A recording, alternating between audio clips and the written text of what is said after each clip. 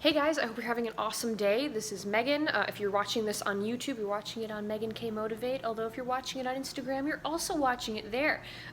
Give me a follow. I talk about narcissistic abuse recovery, some partial parts of my journey, as well as parts of your journey, and try to help you feel less alone and feel like there's actually options, because there is a lot. Some cool stuff happening. The podcast that we have, I'm actually going to be doing two things. So I have these blogs, which will be vlogs, I guess. Vlogs, yes, I have these vlogs where I'll be talking about my experiences and a little more personal relations, so I can relate things to things that might help you guys, or maybe I'll answer questions. If you guys have anything you want to send me, feel free to do that. I'd love to talk to you. But the podcast will be used for guests. So I actually have some medical professionals that will be coming on in August and September. I'm super excited. And this is going to really help with giving you a lot of different options. So for those of you that are still in a relationship like this, or maybe you just got out and you want to know how you can be better, this is going to help you a lot. All right, so getting into today, I actually want to talk about an experience I had a few months ago. So I was actually in a car accident a few months ago, which is really kind of scary. I think I may have briefly talked about it, but it was something I didn't really want to talk about at the time, so now I feel a little bit better, so it's okay. And it's pretty wild what happened. So when it wasn't really a terrible accident, I mean, the car was pretty bad, but my friend and I were fine, and it was awesome. I mean, it was awesome in a sense that we're okay. But it was a good learning experience for me, because I remember when the other car hit us, it was coming into the car, right? And for a second, time slowed down. And I remember thinking in my head, oh, I might die right now. And I don't know, it's just kind of a flash reaction that I guess you have when you're in a situation like that, no matter what the severity of it is. And I was kind of at peace with that thought. But then I had this voice come to me randomly. And again, this was like at a split second, so I don't think it was something my brain could have thought of. It really kind of felt like God or something that said, it's not your time yet. You have much to do here. And that was really wild, because then everything was normal again and we were okay. So this experience really made me think about a lot, namely, what's actually important in our lives. And when we're dealing with things like trauma, with all the crazy shit that life puts us through, because let's be real, life is going to put us through a lot of stuff, man. And it's going to be hard. It's not all going to be roses and rainbows, but I will say that you have to know some of the bad stuff in order to feel the good, right? It made me realize that the important stuff comes from the relationships you have with people, and a lot of, or at least for me, how I was able to affect people in my life, and the people that I loved, and those that were there for me, kind of vice versa. Because at the end of the day, I mean, money's important, but that's only important here, right? So you can have all the money in the world, but if you're not really happy, then what are you doing? There's no point in having a bunch of stuff if you're not happy.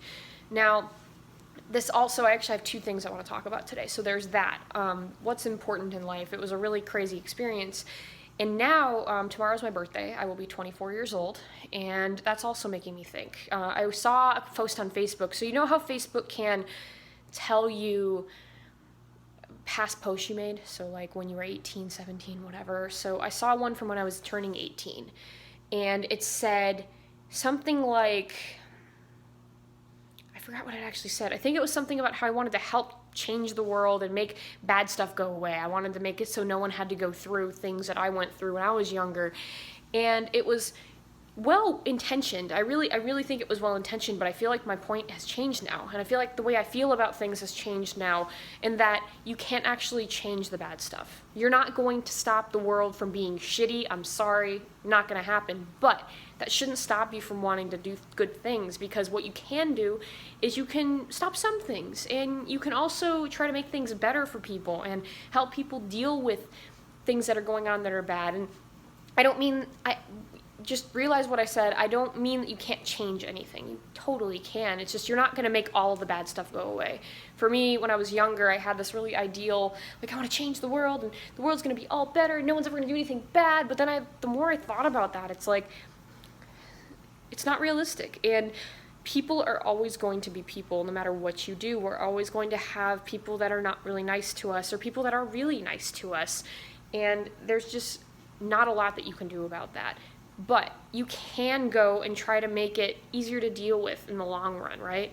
So that's kind of my goal now. And as a 23 going on 24-year-old, that's where I come from and why I'm doing this narcissistic abuse recovery stuff instead of focusing it on we need to make it all stop all at once. Although I am planning on doing some kind of thing that'll help hopefully lower the rate of narcissism and these disorders that come from abuse, because the main issue is that we're not learning how to deal with feelings and learning how to raise kids essentially the right way, or maybe we're not learning when to know if we're actually ready for kids. I mean, there's so many options of why this could be happening, right?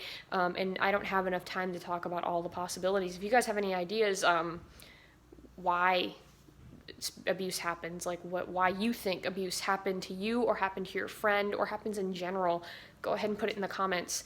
But yeah, it's definitely intense, and there's a lot of things that humans still have to learn. And I refer to people as humans. I know that some people think that's really weird. I was learning Spanish a while back, and I was going to say something in Spanish like, what was it?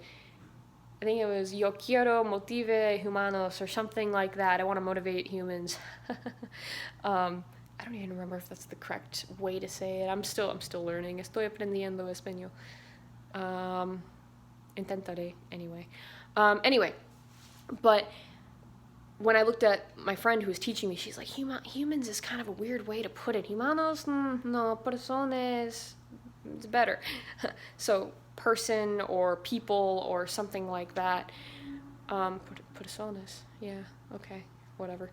I grew up in Texas, don't worry about it. Anyway, so it was kind of weird to use that word, but I like to use the word humans because it kind of, can look at people as a whole, right? So instead of looking at us as a personal way, because when you're looking at things personally and you're saying, oh, I am a human, we're looking at people, there's more of an emotional attachment to that. But if you're looking at people as humans and you're saying this is how we behave as a species, right? And how we behave as humans and people, you actually can make really good, good inferences. Inference? Is it an inference?